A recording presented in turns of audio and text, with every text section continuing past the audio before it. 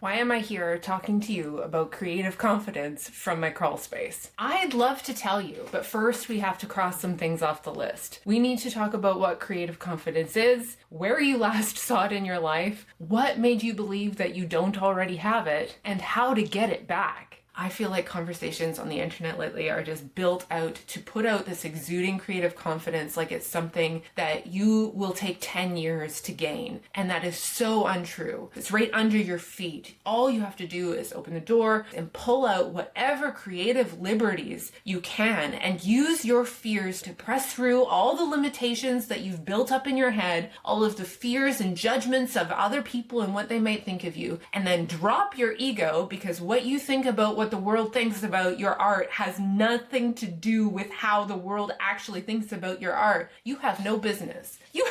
I will say that boldly. You have no business worrying about what the world thinks about what you've created. Not only is that putting on an expectation to an entire group of people that you have no control over, it limits what you are able to create to put out into the world in the first place. Because if all you're thinking about is pleasing other people and bringing what they need and what they want and what they desire and meeting every expectation that you think they have, you're missing out the entire population that just wants you to be you. They just want to see you in your mistakes. They want to see you in the lighthearted moments where you fumble and flop and you suck at something. They want to connect to the beautiful, confident creative that you are. To me, I see creative confidence from other people that inspire and motivate and encourage me by the works that they create and put out into the world. The way that I see them emulate a feeling on the inside of themselves, as well as the ability to portray that in an outwardly way to the world that is not only acceptable, but perhaps profitable and inspiring. And then to top it all off, they have this exuding confidence about the thing that they've created. I call bullshit.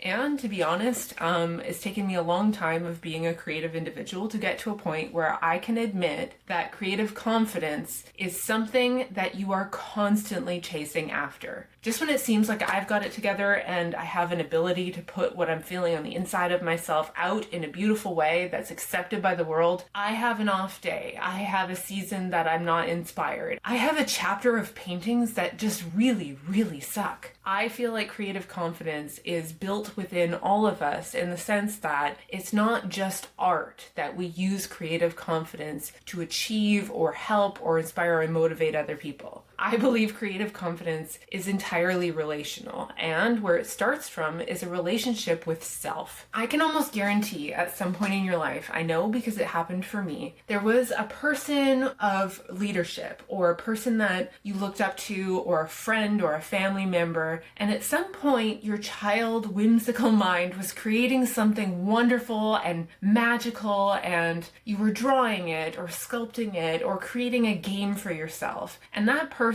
took one look at the thing you were creating and briefly and executionally shut it down. That's not how you draw a unicorn, or there's no such thing as that, or that's not how you play that game. Now, I talk about the roots of where we've all lost our creative confidence for good reason, because I think at some point we all do. I have kids now, and I can see the whimsy in their eyes when they pick up a new medium for the first time, when you teach them how to play a game, or you have a heart-to-heart conversation with them about something that they could have done better. All of that is an art of conversation, of guidance, of growing tiny humans, of watching their lives unfold, and about stepping as lightly as you possibly can, not to crush the whimsy that exists in children that we all had. But the best part about this is that you haven't lost it. It hasn't gone anywhere. It's just in your crawl space. How many things are down here that I have tucked away, well-meaning, as storage for another day or another season of life? We've got crock pots down here. We've got paperwork and file folders. I've got empty bins and lids enough to store enough food for an apocalypse. There's bikes that we never use and guest room sheets that never make it onto the bed. And I think our minds work like this. We have a storage compartment where we put all the things that we don't feel we need in in a season that we're in. When we're children, we have all of our cartwheels and colors and glitter and sparkle and all of the things that make life so magical when you're at that age. And then at some point, we put it in a bin and we tuck it away for later. Creative confidence is in a bin. It's in a bin that you own already. It's in your home right underneath your feet. And what's better news even so is that even though it's in a bin downstairs, out of sight, it is not out of mind because your intuition calls you to it. When you're out there living your life in the real world and you see art that inspires you, something that connects to a childhood memory, a painting or a piece of music where you can close your eyes and be brought back to a very special place. That is creative intuition. That is creative confidence asking to be pulled out of the bin. That heart-throbbing, meaningful interaction that gives you your own unique lens in this world is just tucked away. Now, why do we keep it tucked away? Even though we have these ties and these pulls and this edge for belonging, like we want to create something meaningful and provide and have purpose in our lives, why is it that we keep it in the bin when our intuition tells us that we're meant to do these types of things? To sing the song, to say the hard part out loud, to make the art, to go for the run, to have the hard conversation with a friend. We keep it in our basements because our ego gets in the way. We are worried about what other people are going to think about us, about judgment from others in their own lives. And the funniest part that I'll say right out of the gate is other people don't care. They really don't care what you have in your crawl space. They can't see it. They don't have the tie of intuition that you do to your own things. And they really are all caught up in their own lives, their own homes, and all of the dark, deep, twisty bins in their own crawl space, worrying about what other people think about you for having the courage to take that bin of creative confidence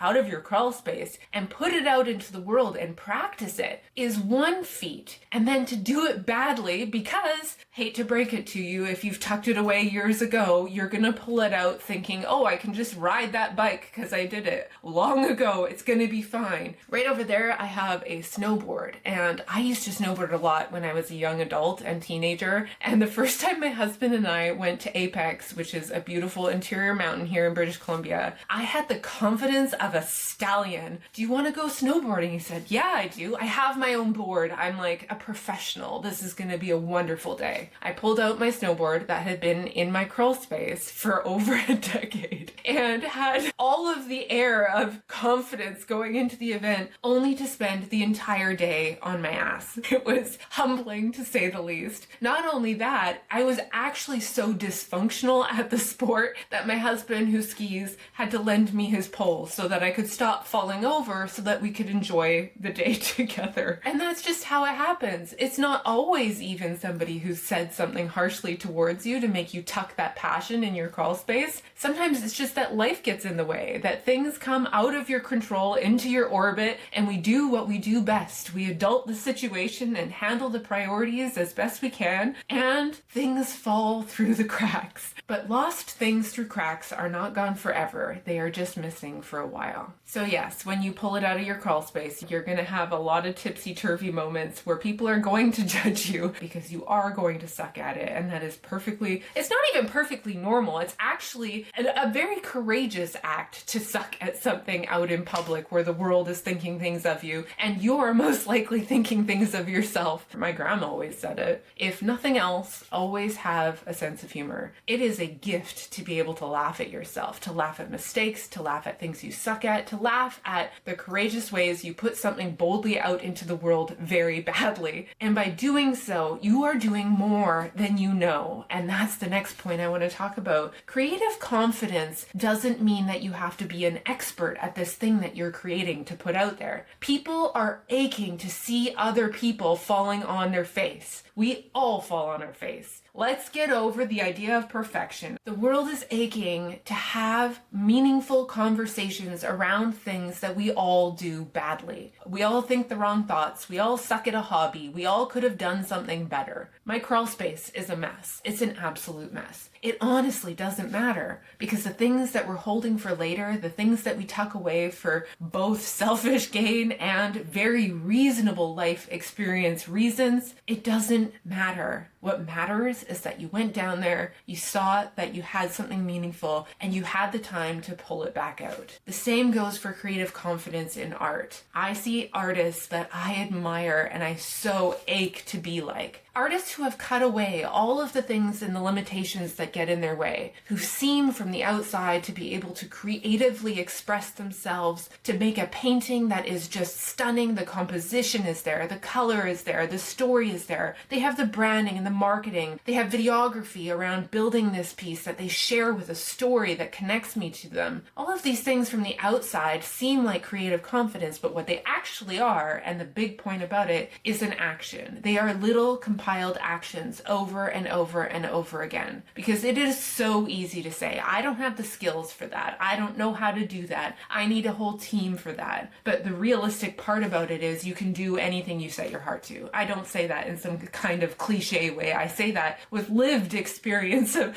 genuinely being so hungry to achieve a goal that I put my shoes on, I went down in my crawl space, I figured out whatever it is that I had stored that I could bring up and put to good use, and I did it. I didn't know how to use a camera. I didn't know how to speak to a camera. I still don't. I still put my foot in my mouth. I still suck at filmmaking. I didn't know how to capture a story around me painting, nor did I have the confidence to do it because I didn't have the confidence in my work. But the funny thing is, when I took the camera out and I tried to capture that and I did it poorly, it let me see into my own story from a new perspective. And I wonder how many of you out there watching are just aching to see your life through the lens of a new creative confidence perspective. And all you have to do is do. You just need to try something new that scares you and pull it out of your crawl space and put it to work. In action. Is this video the most aesthetic video I've ever done? No. Does it share the dark, twisty parts of myself that nobody really needs to see? Yes, it does.